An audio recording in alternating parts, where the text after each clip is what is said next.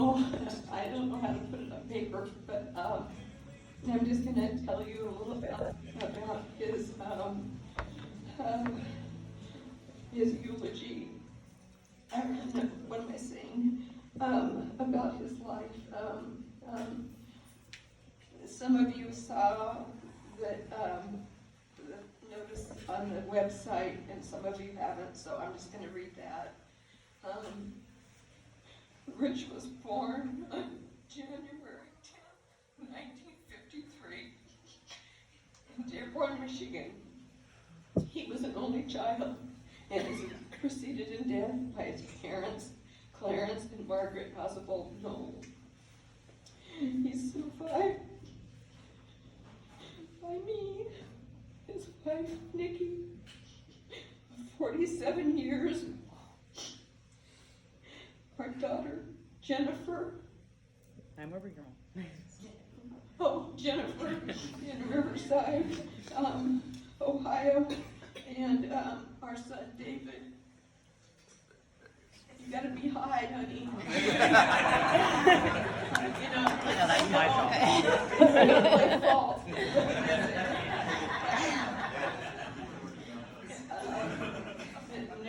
Numerous cousins and my mother-in-law, his mother-in-law, Dell, and my mom, and the kids is Grandma Darlin, and she's just moved here from California, and she's here in Kettering now, and my blended family, Sandy and Kirk from Florida, thank you for coming so far to be with us today. And I've got my Sherbaum family. I got my neighborhood family. I've got my Cyber Reserve family. Even if I don't know you, you're still family. I've got my DSC, DDC,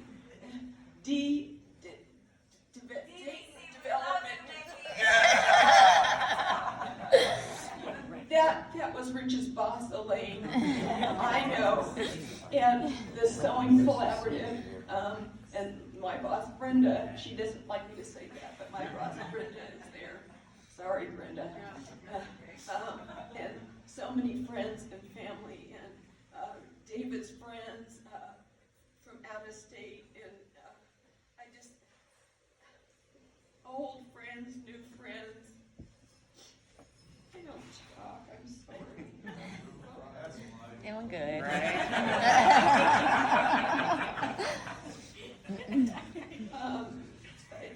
In our Blumet family, he's got his sister-in-law, Sandy, and his brother-in-law, Kirk, and my stepsister, Vicki, in Idaho, and my stepsister, Terry Steely, I think.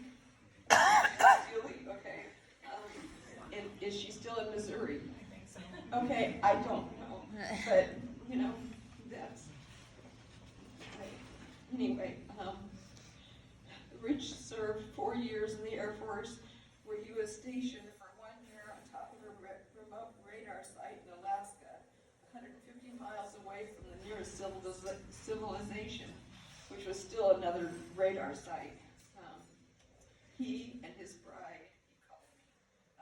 We met on a blind double date in 1974, and when Rich was 21 and I was 16. In 1975, we got engaged and married on April 24th, 1976. Wednesday would have been our 48th anniversary. We were happily married for 47 short years. Rich was a loyal man, a man of honor and integrity. He was a very smart man, a very compassionate man. Rich was a man of God. He was an active member of St. Francis of Assisi Church, a member of the men's choir, and he delivered the contents of the food barrels to the shelters downtown. Rich also volunteered his time and was involved with St. He also helped with laundering the bedding for the homeless shelter residents. Rich's compassion to help others was a very big part of his life. He was a regular blood donor, donating every 6 to 8 weeks for many, many years. He also mentored countless people, from co-workers to Kroger's, Checkers,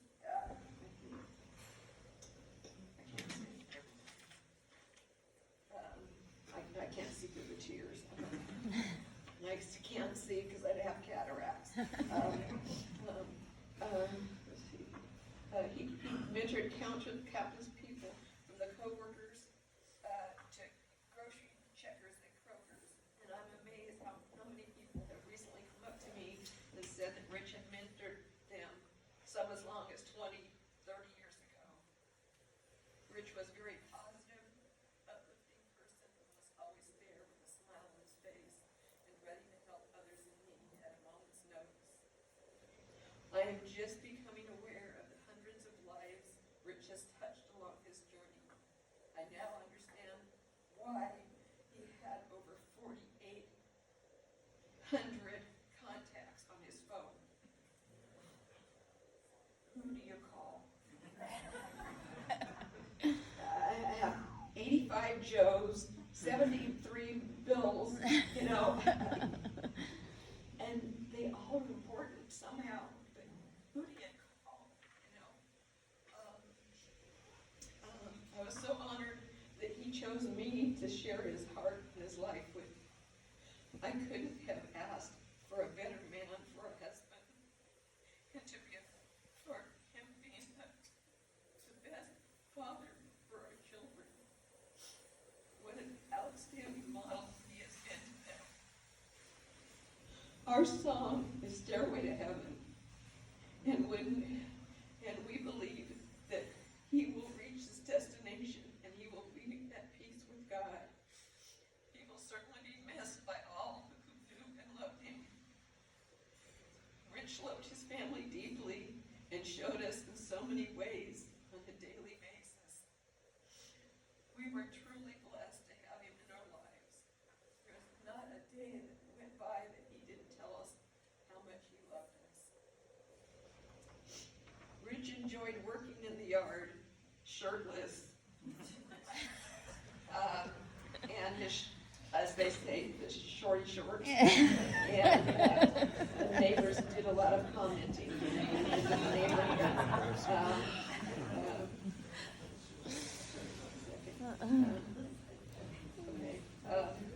So, like I said, my neighbors tell me all about this. And when Rich passed, it was these fine people that stepped up and said, "Hey, we've got your back."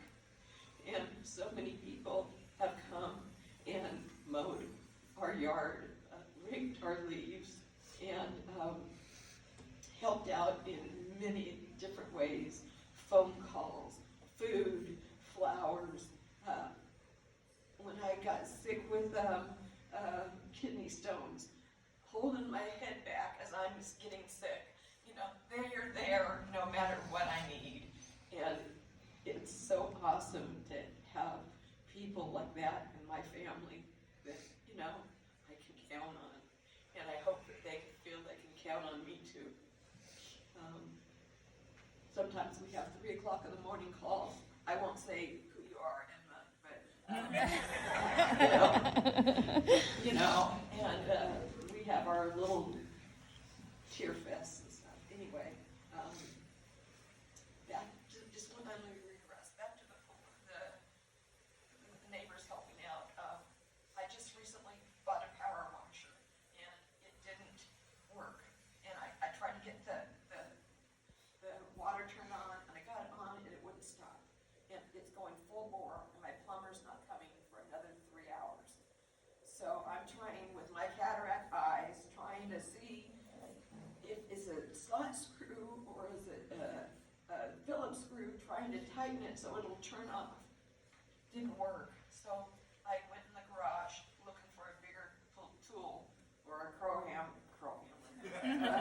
You know, that's how the guys do it. If something doesn't work, we get something else bigger and start banging on it. So, anyway, I went there and I was approaching to get another screwdriver, and this big black snake comes out at me in my garage, and he's coming right at me. I am screaming. I mean, bloody murder. I'm screaming, and tools were flying, rakes were flying, anything I could get out of the guy's path. And let's just say I needed to change clothes after that. And I don't know, Jan, if Dan's not here, or I need to ask him if we can have some kind of hearing test made for right like around just on Bridalwood, because I'm screaming my heart out and nobody came to save me. And, you know, we'll talk, okay? Anyway, let's see, where am I? He loved to hear the laughter of the kids at the pool, and he liked to play with the little kids and throw them in. Do it again, you know, and he called it kid chucking. And when he'd get home the next day, he would be so sore and so tired, but the smiles that he got on his face from being able to interact, you know, it was all worth it. In our neighborhood, we're also known as the Knowles Ark. The neighbors would stop by, knock on the door, handling over different injured animals for us to nurture back to health. Some of the menagerie included 6 baby raccoons with their eyes still closed, bunnies, birds, a ferret, baby squirrels, and a possum, which I took to Share Moms because I was going to take him to a rescue center, and by the time I got to work, I guess he died. But I wasn't sure. Are you playing possum? I don't know how that works. I took everything to Share Moms. I took just the snakes, the dogs, the rats, whatever. Animals are a big part of our life, as you can see. It was all because of Jennifer. No, I take that back. I didn't have any brothers or sisters when I was growing up, but I had a dog, rabbit, squirrel, and a monkey. And that's who I got to blame things on if, you know, I wanted to get out of being in trouble. But Jen, she worked at All God's Creatures, a pet store that used to be in Centerville by Tuesday morning. And she would come home, oh, Mom, I got this, I got that, can I have this, can I have that? And like I said, we've had dogs, cats, bears, bearded dragons, white tree frogs, rabbits, 2 saw-potted tortoises. When they'd be full grown, they'd be like 200 to 300 pounds, kind that you could sit on. Well, we had a 150-gallon aquarium, and when they were like this when we got rid of them, they were bigger than a dinner plate, and they couldn't walk side by side in the tank anymore. We had a $60 lettuce bill a month, and another $35 for the crickets, and Rich goes, I can't believe I'm paying for this, you know? So we also had a cockatiel, and I think we probably had other stuff too. Anyway, Rich enjoyed going to La Comedia dinner theater on date nights. He liked shooting at the range. I think he went a couple times with Dan, and I think with John Wiedemann. And anyway, they enjoyed that. He enjoyed playing guitar. I just want to know, how can a guy with 2 hands have 30 guitars? I don't know, Kurt. Maybe you can fill me in on that. I've only got 10. Well, I might have exaggerated a little bit. I think there's just 30 downstairs, counting the upstairs. But anyway, Rich loved doing crossword puzzles. with like riding his Harley Davidson Springer Softail, playing Sudoku. We love pizza and Jim Boy's tacos. And if you've never had a Jim Boy's taco, you haven't lived. And I'm going to California in 2 weeks. Are you gonna mail me some? Yeah, are you? Right? I would like some tacos. I have a cousin, Dan Reiswig, was supposed to be here today. But when I was at Leslie and CeeDee's house, I got a phone call that he passed away unexpectedly and had a heart attack. And so this will be our third celebration of life coming up in just another 2 weeks. I've had 5 deaths since Rich has passed, and that's a lot to handle. And I don't know. And he loved growing his own hot peppers. He's got all his different flavors and stuff, and his favorite drink was. Okay, I know who you guys are, and I know that you have one after work sometimes. You did to honor him. I appreciate that. He also had a great sense of humor. He had to, especially living with all the shenanigans we put him through. He was a good sport about it. Rich did most of the cooking and started that in the early years of our marriage. He started to cook dinner before I got home from work to give him a break from study. He enjoyed cooking at least,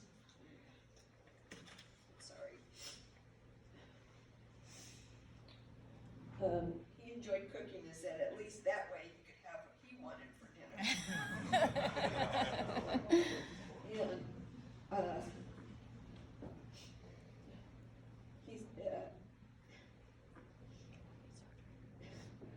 I still expect him to walk through the door and say, "Hi, wifey, I'm home. What do you want for dinner?" And my usual response would be, "I don't know." And he would say, "Well, we had that for dinner last night." It's the silly little things that you miss. Oh, how I wish that door would open one more time. "Hi, wifey, I'm home." These are just a few of snippets of Rich's life. All these moments of a lifetime that put together molded him into the awesome man he became. He will be forever respected, loved, terribly missed. Rich had an extensive military civilian career that lasted 32 years, and it's amazing to see all the programs that he oversaw. And I'm sorry, I can't read all that. There's too many acronyms that I'm gonna mess it up, and who's gonna be in charge of something that they don't even have. So, anyway, I was gonna part with one more thing I saw on Facebook a while ago. It says, "Barely the day started, and it's already 6 in the evening. Barely arrived on Monday, and it's already Friday. The month is already over. The year is almost over. Already 40, 50, 60 years of our lives have passed. And we believe that we lost our parents, and, oh my gosh, I'm sorry. And we realized that we lost our parents and friends, and we realize it's too late to go back. So let's try, despite everything, to enjoy the time we have remaining. Let's keep looking for activities that we like. Let's put some color back in our gray. Let's smile at the little things in life that puts balm on our hearts. And despite everything, we must continue to enjoy the serenity this time of the time we have left. Let's try to eliminate the afters. I'll do it after. I'll say it after. I'll think about it after. we leave everything to later, like after is ours. Because what we don't understand is afterwards, the coffee gets cold. Afterward, priorities change. Afterward, the charm is broken. Afterward, health passes. Afterwards, kids grow up. Afterwards, parents get old. Afterwards, promises are forgotten. Afterward, the day becomes night. Afterward, life ends. Then it's not too often too late. So let's leave nothing for later, because still waiting to see you later, we can lose the best moments, the best experiences, our best friends, best family. The day is today. The moment is now. We are no longer at the age where we can afford to postpone what needs to be done right away. I wish you no regrets. And like I tell everybody, when you go home tonight, please tell that special person in your life how much they mean to you, and give them an extra hug and kiss.